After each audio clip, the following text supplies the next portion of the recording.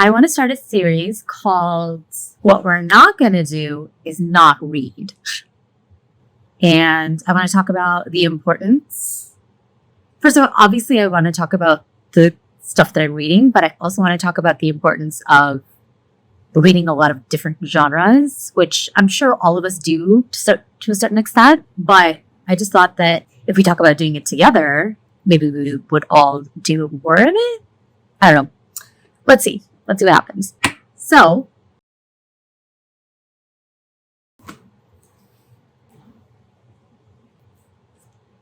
I'm going to try and get through most of these, maybe all of these. We'll see. And then also,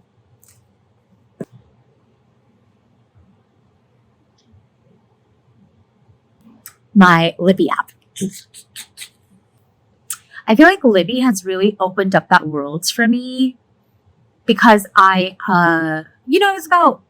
was into reading different genres for a while, but with Libby, I've just been doing it more because I don't have to buy every single book that I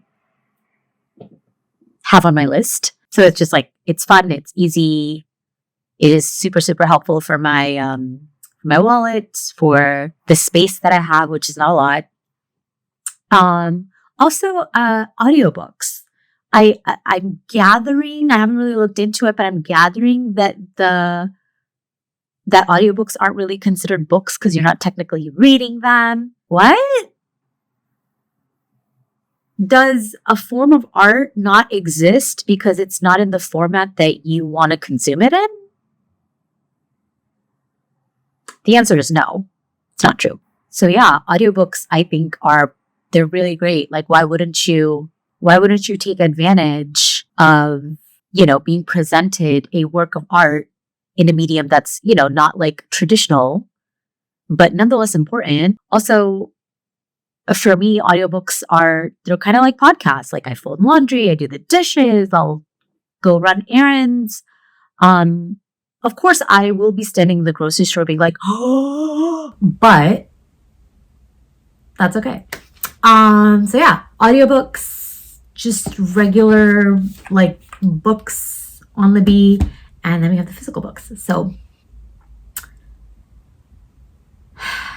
which one do I want to talk about first? Let me just look at my timeline. So I feel like I really picked up and started taking advantage of Libby September of last year. So this is my timeline. First book I ever tried to borrow was February 2022. I didn't understand it, right? I was not in that mindset or space to figure it out. And then it really started with, I borrowed Milk Fed, I borrowed the Covenant of Water is really where, this shit took off for me. It is a 31-hour audiobook. 31 hours. Abraham Verghese voiced the book himself. Narrated the book himself. One of the most amazing books that I've read. It is. I think it hits a little more because of where it's set. It's set in South India. And so, just feelings and the culturally significant things that he writes about, they just they hit harder, So yeah, that's kind of where it really started off. And so I was then doing exclusively audiobooks. It looks like all of October I did audiobooks. November I did audiobooks. Damn, it's only in December. Holy shit. Yeah. It's only in December where I was like, okay, let me see. Because what I would do is I would place books on hold. I would place the print version on hold as well as the audiobook. So whichever became available, that's the one that I would end up reading or listening to, right?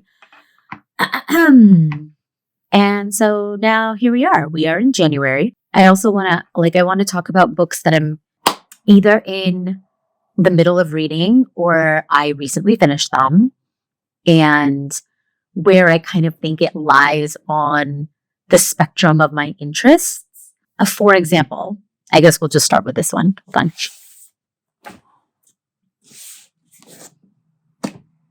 I had high hopes for Baby Girl. She is Pakistani American. Sorry, she's Indian American?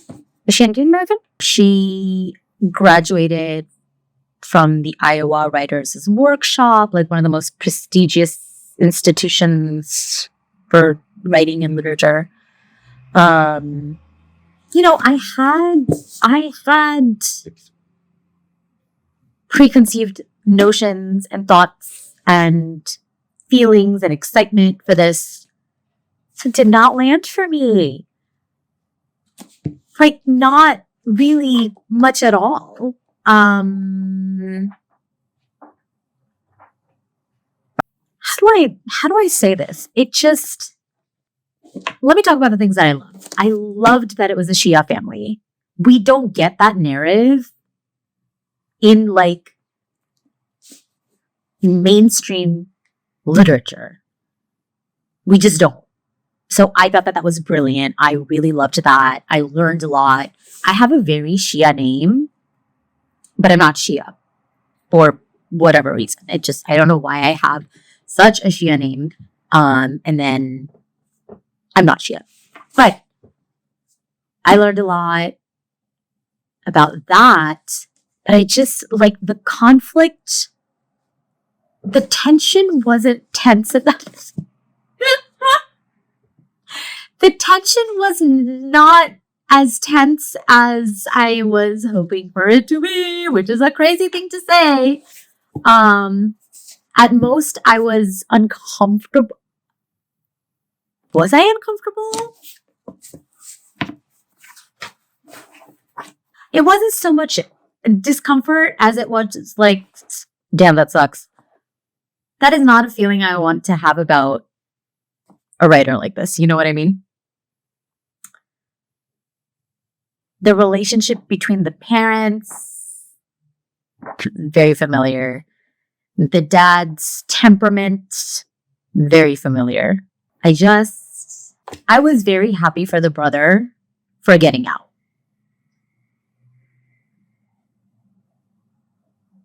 I know he didn't.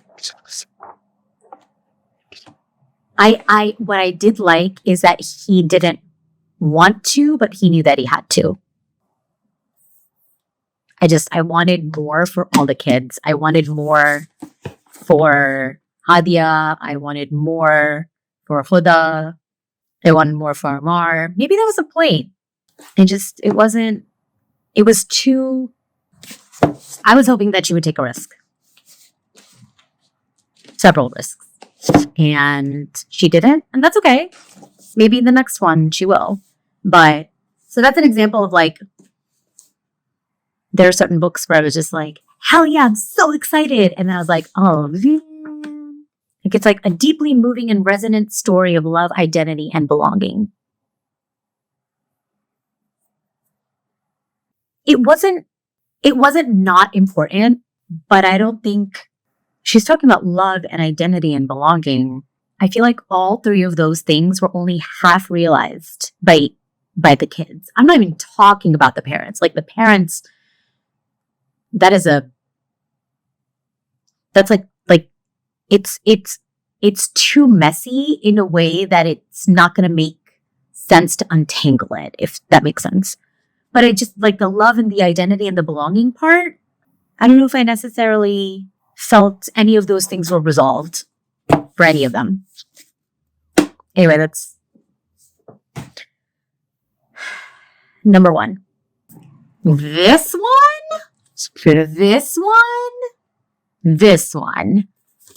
Read it over Christmas because it's like Christmas Days, 12 Stories and 12 Feasts for 12 Days by Jeanette Winterson, who's just like remarkable. Just remarkable. And the way that it's set up is like she tells a story and then she gives a recipe. Story, Ruth Rendell's red cabbage. Story, Kathy Ackard's New York custard. So it went from like being like, what the fuck, to mince pies, which is just so different and cool. And when I tell you, I can't wait to be in a place emotionally to like read this again, because it was scary. It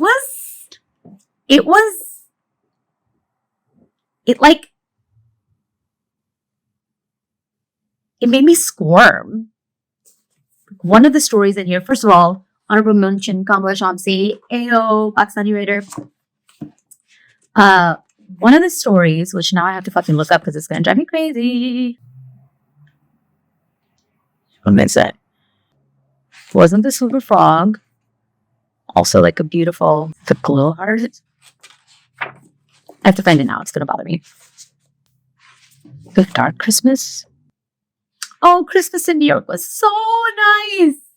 That actually wasn't scary. Wait, so I guess they're not all scary stories. Some of them were really, really, really lovely and touching, and it's good. It's a very good book. Very good book. I have to find it. I'm sorry. The Mistletoe Bride.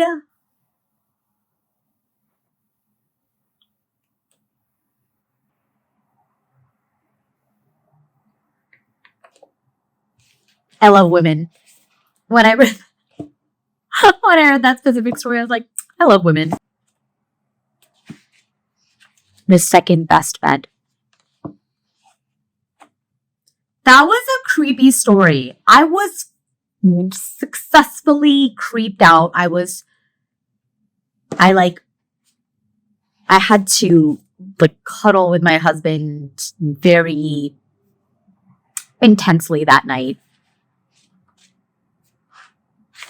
Very good. Very good. Obviously you don't have to read it around Christmas time, but I just feel like it's just more around Christmas, you know? There was another scary story. Hold on. Yep. It was Dark Christmas. Ah! I don't want to think about it again. Ah! No! Fuck! Fuck you, Jeanette Winterson. But also, I love you. But also, stop it. But also, I thank you. Let's go to Libby, shall we? Where is the The Serviceberry. Abundance and Reciprocity in the Natural World by Robin Wall Kimmerer, who also wrote Braiding Sweetgrass, which I have not read yet. So that's, I think that's one of her first ones. I haven't read that one yet. I jumped right into the Serviceberry, and it was like a very short listen. 2 hours. It was only 2 hours because like 200 something pages. Beautiful. It was politically relevant, environmentally relevant, socially relevant. It was a good reminder.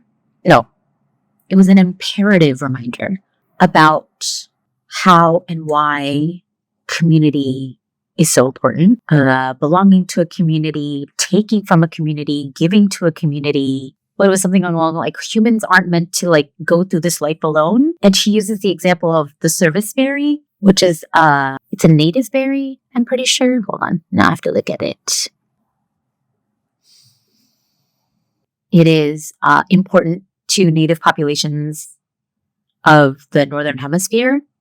Wikipedia says the Canadian city of Saskatoon, Saskatchewan is named after the berry via a Cree term describing the sweet fruit, which was wild harvested for food by Aboriginal people and early settlers of Western Canada.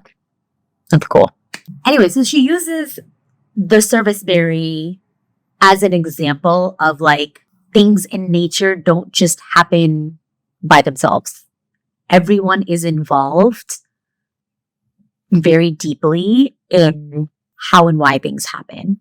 right? Like Serviceberry wouldn't exist if the bee didn't pollinate the flower, for example. More Serviceberry plantations wouldn't happen if the birds didn't come and eat the Serviceberry and then poop the seed out, you know? So it was just very relevant to, I think, this time in the United States and the world at large that, like, we're not meant to do this alone. So, like, don't. Because you will be, like, physically, spiritually, socially at more of an advantage if you are an active and willing part of a community. So good. Let's go to a nonfiction one that I recently read. Nuclear War by Jacobsen. Harrowing. Terrifying. Like, it's not like I wasn't for nuclear disarmament before I read it, but now I know why I should be. Annie Jacobsen is a journalist and kind of like such a pretty peasant girl. Anyway, Annie Jacobsen is a journalist, and she did extensive research, interviewed like hundreds of people. She's basically written a hypothetical problem with factual consequences.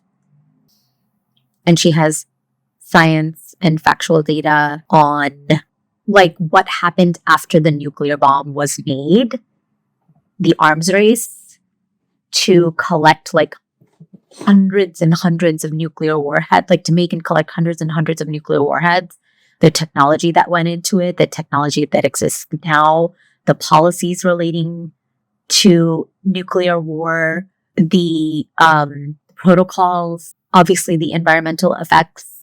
Yeah, it was a heavy read. It was sad and unsettling and caused a slightly higher level of despair for humanity that I feel on a regular basis. Like, we're already doomed, and obviously everybody knows that. But when you read something like this, you're like, oh, yeah, we like actually are. It was very heavy on my chest. It wasn't causing a lot of anxiety, but it was causing like slightly elevated levels of anxiety. And I was like, you know what? I'm just going to read something now that is a palate cleanser. And then I started, it was on my list. Okay. So now I'm listening to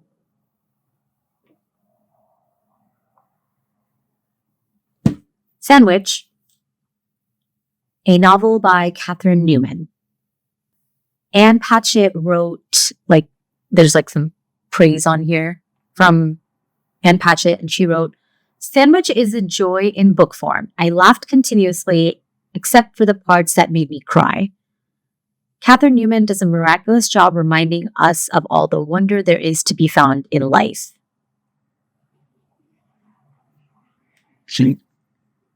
No.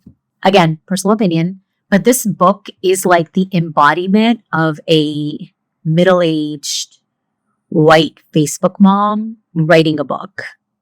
I needed a palate cleanser, and now my palate is so cleansed that I can't taste anything.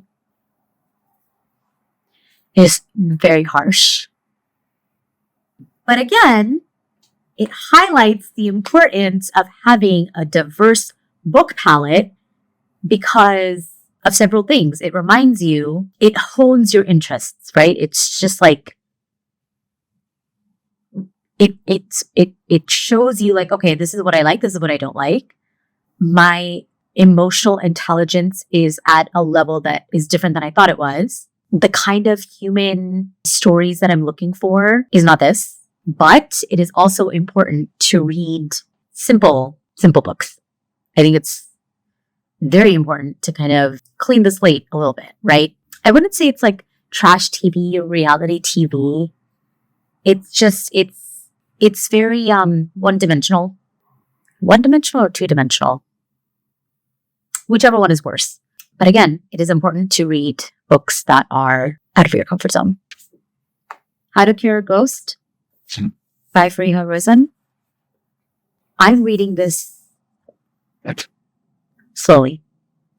I think that she deserves my time because I've been reading Fariha for a while, like articles and op-eds, and even her fucking Instagram captions are like a sight to behold. I have a literary parasocial relationship with Fariha that she doesn't know about, obviously. So I feel like in that sense, I know her, which is why I want to spend time with her. I want to give her my attention. I want to make sure that she is valued.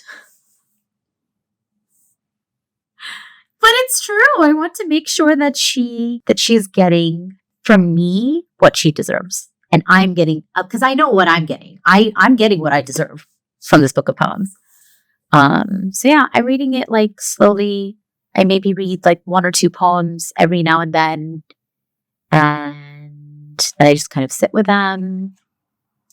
I reread them. I let them marinate in my pot of book stew.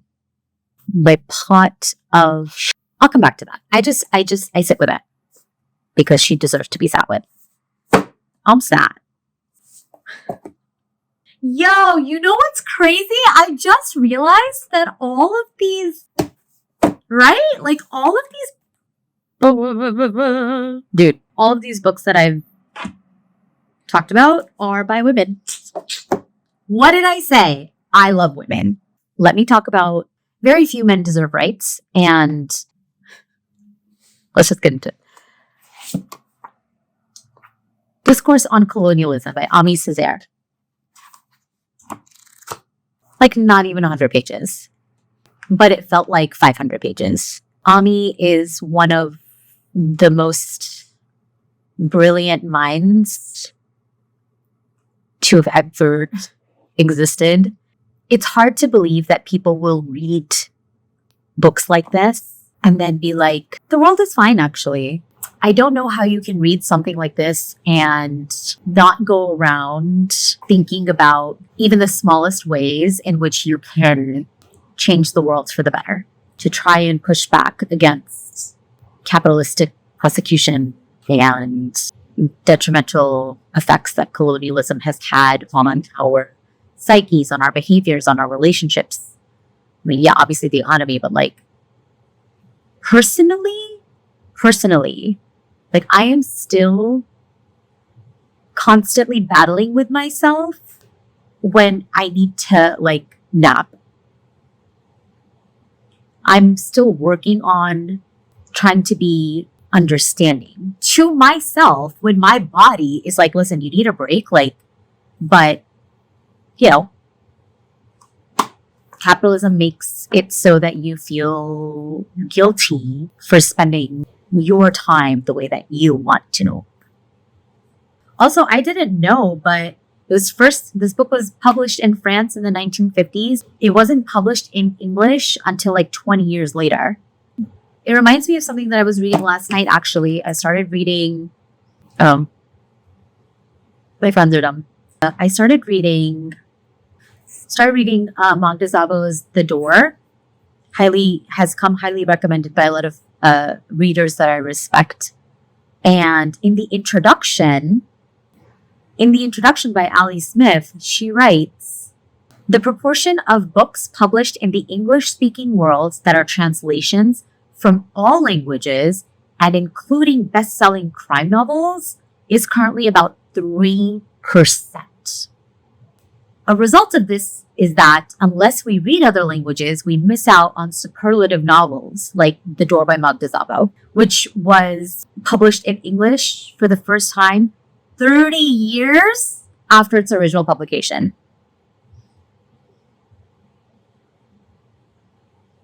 So, like, we're missing out, bro. Discourse on Colonialism.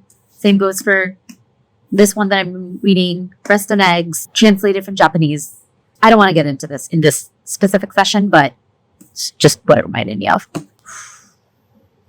1, 2, 3, 4, 5, 6. I feel like that's a good place to stop. I feel like I've talked a lot. Right? Did I do 6? Did I do 1 and 6? Hold on. No, I have to check. No, I did 7. No, never mind. The Serviceberry. I did do 7. Okay. Yeah, I feel like that's a good place to stop. 6 women and 1 man. The ratio that should exist in all political cabinet. Not that it makes it any better, just because like you're a woman doesn't mean you're any less of a genocidal maniac. But whatever. Thanks for hanging out with me. This is fun. This is my first time doing this, and I'm going to keep doing it. Again, the series is called What We're Not Going to Do Is Not Read. I'll see you next time.